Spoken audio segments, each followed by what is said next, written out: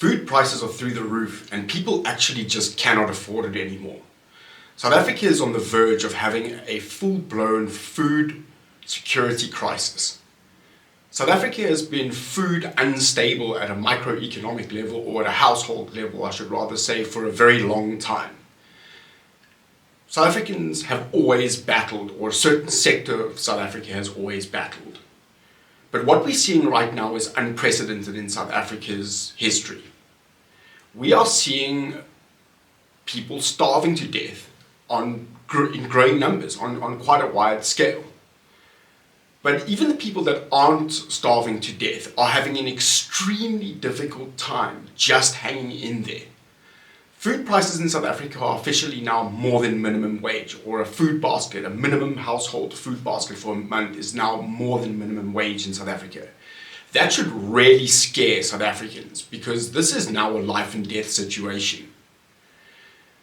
The only people that we can blame for this is the government, and more specifically the ANC and their cronies. They've been in charge of all the sectors that impact food prices in South Africa for now the very longest time. The GNU has now been in power for quite a while, and they also share some responsibility. But let's look at how this has happened over the last 20 or 30 years. Why is food so damn expensive in a country where it's grown with relative ease? We have one of the most robust agricultural sectors in the world, an agricultural sector surviving despite the fact that the government spent the last couple of decades trying to destroy it. The first thing, right from the get-go, right from growing at the source, is that the government has made farming incredibly expensive. We have made food production just insanely expensive given South Africa's position. We overtax everything, we harass farmers no matter their creed, culture or race. We have all this red tape, these unnecessary rules that people must bounce around and try and solve, even though the government can't regulate them themselves. And all of this adds to growing cost for the farmers to actually produce the food. So it's more expensive right from the get-go. Never mind that they're paying for additional security and drones and all manner of things so they don't get murdered in the night. Then the unions have also played their part. The unions have swung around in the agricultural sector for the longest time now. And while they have played a role, they've now overstepped their mark to such an extent that they are actually shooting themselves in the foot. They are making their own union members more difficult to employ. With all these additional costs of having to pay union members and inflated wages and uncompetitive market prices, yes, the union bosses have done very, very well, and they have protected some worker rights, but right now they're setting the country backwards, and we can see this by the imploding relationship between the ANC and certain big unions in South Africa. So there's that. And all of these things add up to more expenses for the farmer. They pass this on to the consumer because they have no choice. Then, to get the food from the farm to the consumer, they have to deal with packaging and processing facilities that pay inflated electricity prices, inflated fuel prices, inflated wage prices. They have to spend too much money on red tape and lawyers and accountants and all kinds of unnecessary additional things in order to keep the government happy and compliant with their ridiculous draconian rules.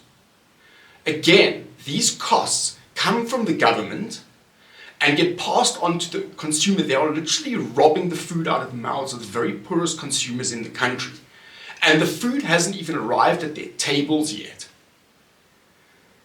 The food must then go into refrigeration. Refrigeration is very expensive, just as an example, and processing is very expensive because electricity is unbelievably inflated in South Africa. We were one of the cheapest electricity producers in the world just 30 years ago. Now we can't keep the lights on and the government's passing the costs on to you. Again, robbing the food right out of your mouths. By the time it's made its way all the way down to the chains and it's done dealing with another round of overinflated wages and another round of overinflated transport costs and administration fees and BEE regulations that inflate prices through the roof. By the time they've done all that, every step along the way is added in their little margin. The petrol guys and the electricity guys and the transport guys and the insurance guys and the accountants and the lawyers. And at the end of the day, all of these are costs that are unnecessarily forced upon businesses, food producers, farmers, etc. And these costs get passed on to you or I. We are paying too much for food because of them. And you can see how all these policy choices that our leaders make at the end of the day come down to actually what food we have in the house. In a country where 30 children are starving to death every day, 25% of children experience malnutrition and stunted growth, more than 25 in fact. Adults are going hungry every single night. People are eating one meal a day, sometimes if they're even lucky. It's gotten to the point where even diminished prison food meals are starting to look luxurious for a lot of South Africans. It's time that we wake up. We really need to get rid of these idiots. They do not know how to manage food security in South Africa. We are going the way of Zimbabwe. And every single time you go to the grocery store or you go out to buy food or you have a meal, think about the farmer that gets harassed and murdered, regardless of their race and creed. Black farmers are also persecuted in South Africa, and so are farm workers. Just remember that at the end of the day, the government could have done something to stop all of this. And they haven't. They don't care, because most of them and their cronies actually profit off these vacuums in the government administrative sector. I wish you all the best, because we all need it. I'm Aidan Brown, and this is the Main Stage Podcast.